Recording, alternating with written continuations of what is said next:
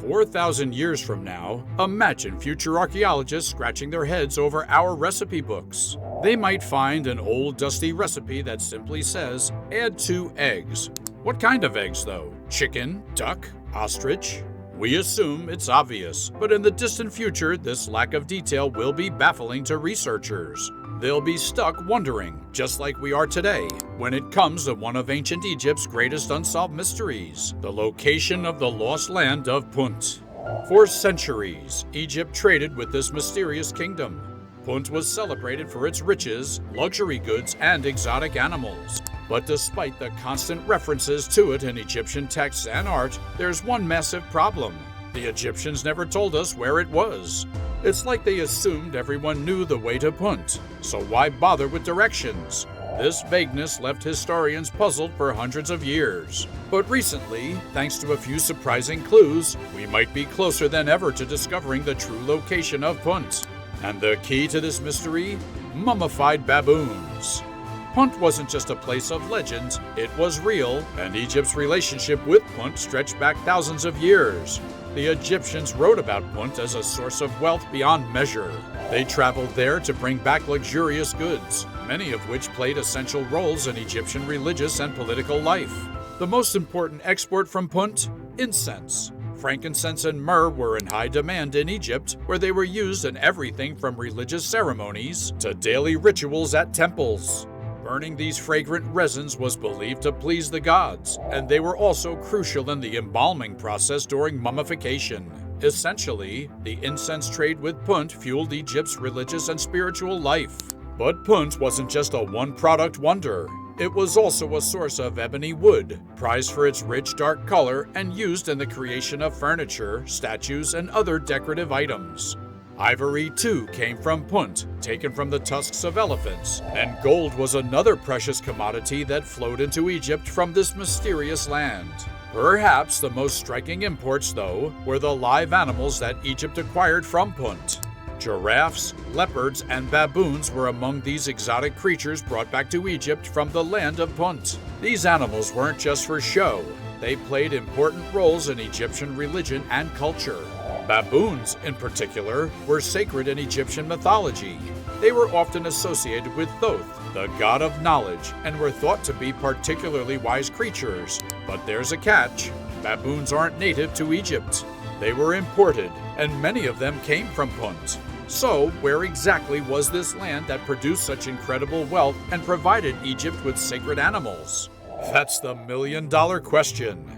Egyptian texts mention Punt frequently, but frustratingly, they never specify where it was located. They describe Punt as being to the south or to the east, but these vague directions aren't much help. Over the centuries, scholars have placed Punt in various locations across Africa and the Arabian Peninsula, but no one has been able to provide anything definitively. One of the most detailed depictions of Punt comes from a temple wall carving that shows an ancient Egyptian expedition to the land. This relief is a goldmine of information, offering the clearest glimpse we have of what Punt might have looked like.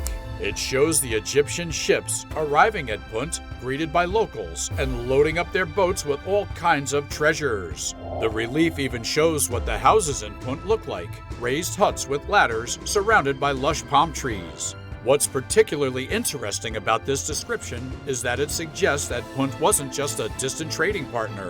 It was an established, thriving civilization. The people of Punt had their own unique culture and architecture, and they were clearly familiar with trading with foreign powers like Egypt. However, while this relief gives us a vivid picture of what Punt looked like, it still doesn't tell us where it was. The Egyptian expeditions to Punt are depicted as long and challenging, but the exact route remains a mystery. Egyptian texts tell us that the journey to Punt was made by sea. This has led many scholars to focus their search along the Red Sea coast. But the Red Sea is vast, and there are countless places where Punt could have been. Some researchers have suggested that Punt might have been in modern-day Somalia, while others have placed it further north in Eritrea or Ethiopia. Others believe Punt could have been located in the Arabian Peninsula. The truth is, without concrete evidence, Punt could be anywhere in that region. And this is where the baboons come in. So, how can a baboon help us find a lost civilization? It turns out that modern science has an answer to that question, and it starts with the element strontium. Strontium is found in rocks and soil, and it makes its way into plants, animals, and even humans through the food we eat and the water we drink. But here's the key. Different places on Earth have different ratios of strontium isotopes. This means that the ratio of strontium in your bones and teeth can reveal where you lived when you were growing up.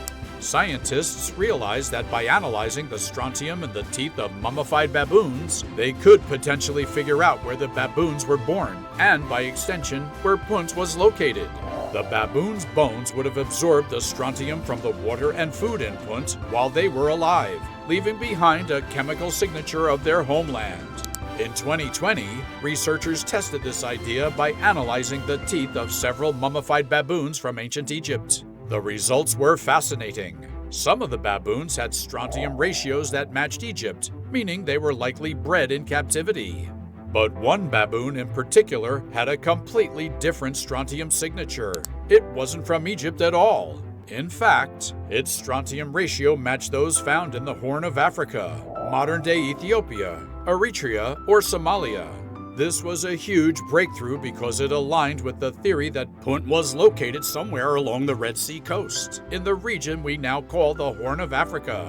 The strontium results were promising, but researchers didn't stop there. In 2023, a new study took the investigation a step further by analyzing the DNA of ancient baboons. Scientists were able to extract mitochondrial DNA from mummified baboons and compared it to DNA samples from modern baboons living in various parts of Africa and Arabia. The results were even more specific than the strontium analysis. The DNA from the mummified baboons closely matched the DNA of modern baboons living in Eritrea and eastern Sudan. This finding was a major step forward in the search for Punt because it provided strong evidence that the baboons, and by extension, Punt itself, were located in this region. This new evidence also fits with what we know from Egyptian records. Ancient texts describe Punt as a place that could be reached by sea, and the Egyptian ships used the Red Sea to travel there. Eritrea and eastern Sudan both have coastlines along the Red Sea, making them prime candidates for the location of Punt. So, are we finally ready to say that Punt has been found? Well, not quite. While the evidence from strontium and DNA is compelling, archaeologists are still cautious about making any definitive claims. The Horn of Africa is a large region. Pinpointing the exact location of Punt will require more excavation and more evidence. But the discovery of the baboon's origins is a huge step in the right direction. It narrows down the search to a specific part of the world and gives archaeologists a much clearer idea of where to focus their efforts. The idea that Punt could have been located in modern-day Eritrea or eastern Sudan also fits with other clues from history. For example, Egyptian texts mention a place called Adulis, a trading port on the Eritrean coast. Some scholars believe that Adulis might have been a part of Punt, or at least closely connected to it. If Adulis was a part of Punt, it would explain how the Egyptians were able to sail there so frequently and why the goods from Punt were so readily available to them. Even though we may not have definitively found Punt yet, the search for this lost civilization has already taught us a lot about the ancient world. The trade between Egypt and Punt was one of the earliest examples of long-distance commerce, and it helped to shape the economies and cultures of both regions. The Egyptians saw Punt as a place of great wealth and beauty, almost like a paradise on earth. It was a land of gold, incense, and exotic animals, a place that represented everything luxurious and divine. For the Egyptians, Punt was not just a trading partner, it was a symbol of abundance and prosperity. The fact that we're still talking about Punt thousands of years later shows just how important it was. And now, thanks to modern science, we're closer than ever to solving the mystery of where Punt was located. And that's the incredible story of how ancient baboons might just lead us to uncover one of the greatest lost civilizations in history. If you enjoyed this video and want to see more fascinating stories from history, don't forget to hit the like button, subscribe, and ring the notification bell so you won't miss out on any new content. Let us know in the comments what you think. Could there be even more hidden clues waiting to be discovered about Punt? Thanks for watching, and we'll see you in the next video.